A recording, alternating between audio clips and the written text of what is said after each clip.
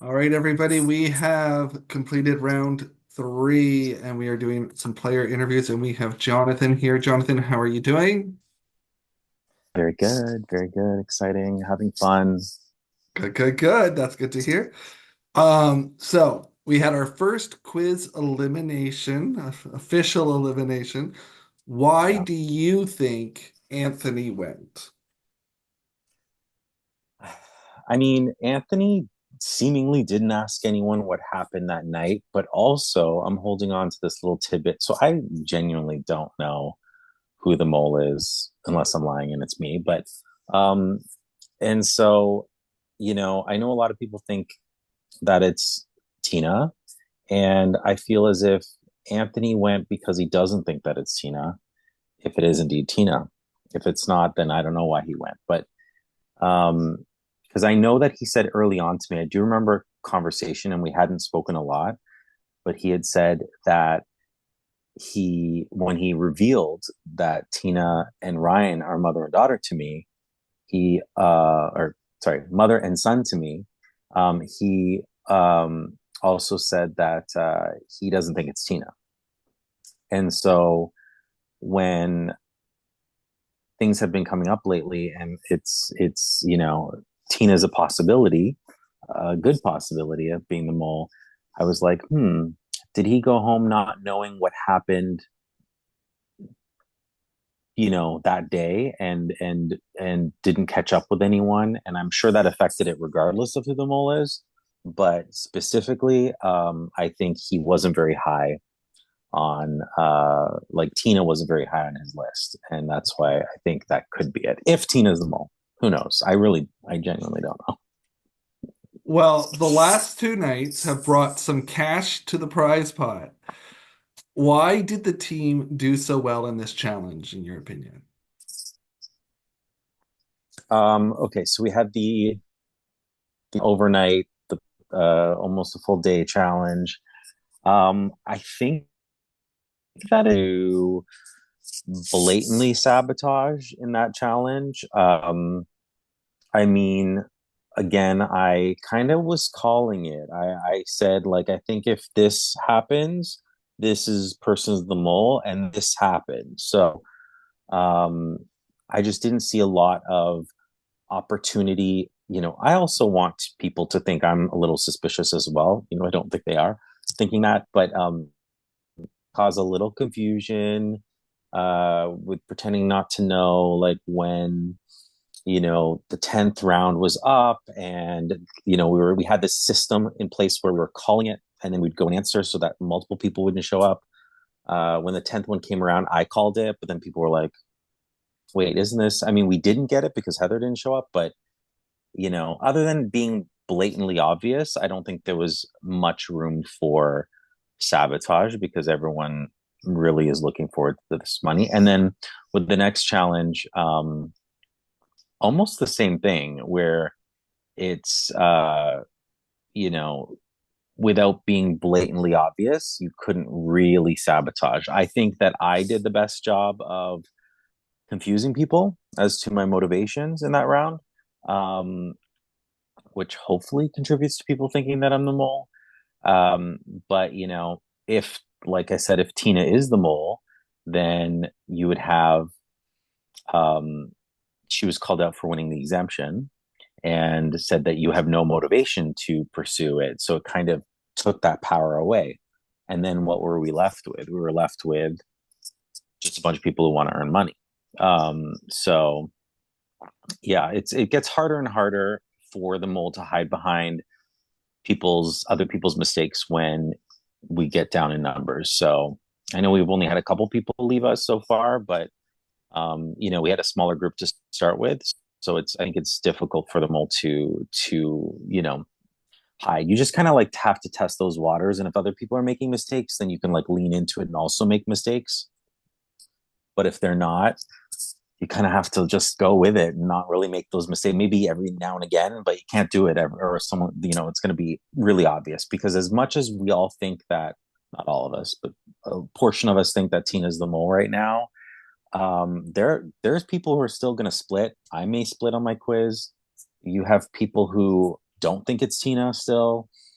So, it's still a mystery.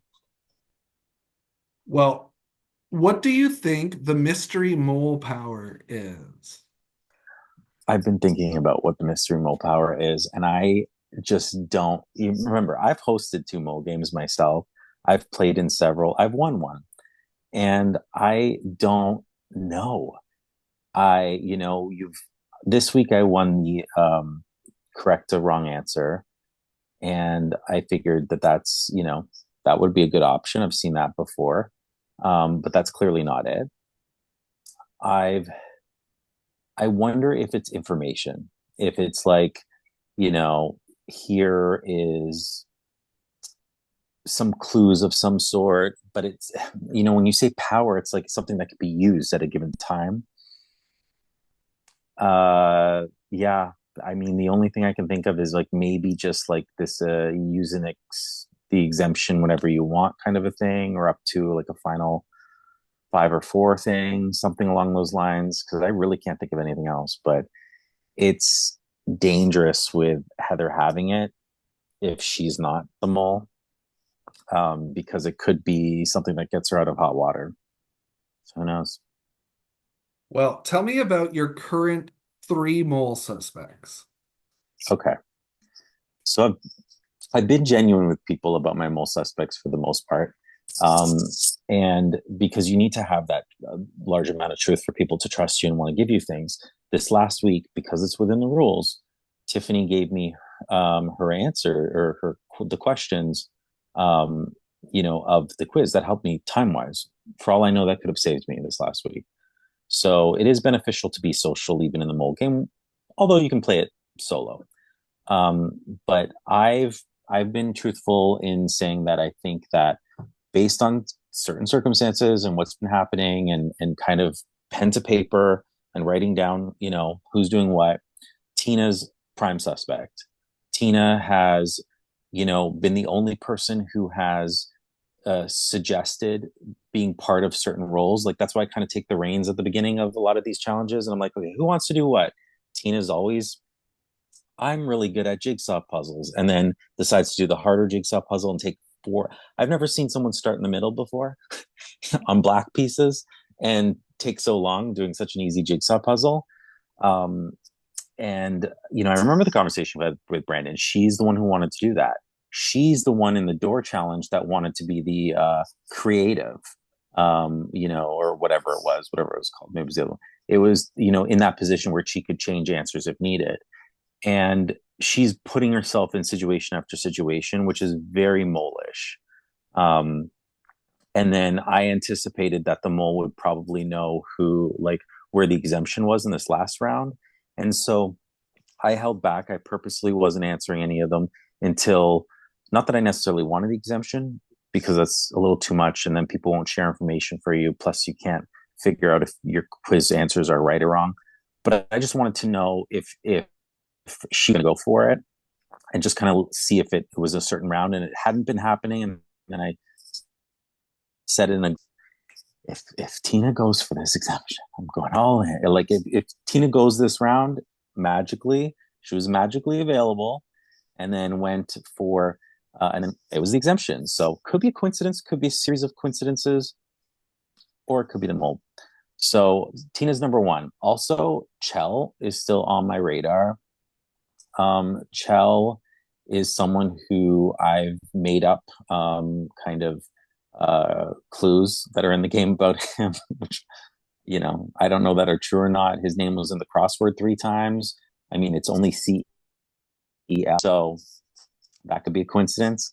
If you at the end of the bolded statement, like why is LE bolded at the end of the rules? Well, if you look at the question mark next to it and look at it backwards, that spells Chell as well. So, I mean, again, coincidences, or they both can't be the mole. Um, are they coincidences, or is this on purpose? I just can't ignore it. And then when I was really going through it for my first quiz, again, writing everything down and looking at it, Heather, I know Heather's capable. I've played your Survivor game with her. and she's a great liar. And she seemingly wasn't taking a lot of notes round one. And then Tina called someone out for not taking notes. And then I feel like Heather was starting to take more notes. But there's times I'm seeing Tina not take notes too. And yet Heather, I also know is like when it comes down to it, it's just you add it all up. Like who was trying to deduct the most money by going for the exemption this round? Who was willing to do this? Who didn't show up yesterday? You know, it could be a player just wanting to really look like the mole, um, or it could be the mole sabotaging. So those are really my three. Um, and I still stand by it could be anyone. Tiffany could just be this like sleeper mole who's not doing much, but just kind of little here's and there's. Jessica, you know, there really hasn't been a lot to support it, although a lot of people thought of it early on, but I haven't seen anything.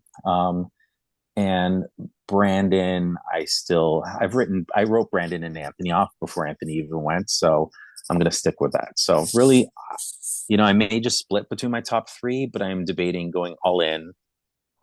It'd be embarrassing if I go all in and still go home with winning that that one advantage. So my plan is to make sure Brandon does not know who the mole is and thinks that we all think it's someone else. Because if I can throw one person under the bus, sorry, Brandon, then I will be safe no matter what I do. Um, yeah. So those are my top three. And I might split amongst all three, or I might just split on two, or I might go all in. Who knows? We'll see. Okay. Who do you hope is eliminated next to help you get some information in the game? Um, it would be Tina Urchel, for sure. Those that would give me a lot of information. I mean, if Heather goes, I would still assume it's one of them, but really they're kind of equal ground for me. Maybe Tina here, Chell here, and then Heather. So I want my one or two top suspects going. Anthony going gives me nothing, um, other than I think that he did not think it was Tina. So, but yeah, so hopefully, like them both, but I hope that Tina or Chell goes. If Tina goes, we're all shook, um, and we'll be scrambling, which might be good for my game. Okay. Well, that is all your questions. Good Okay. job.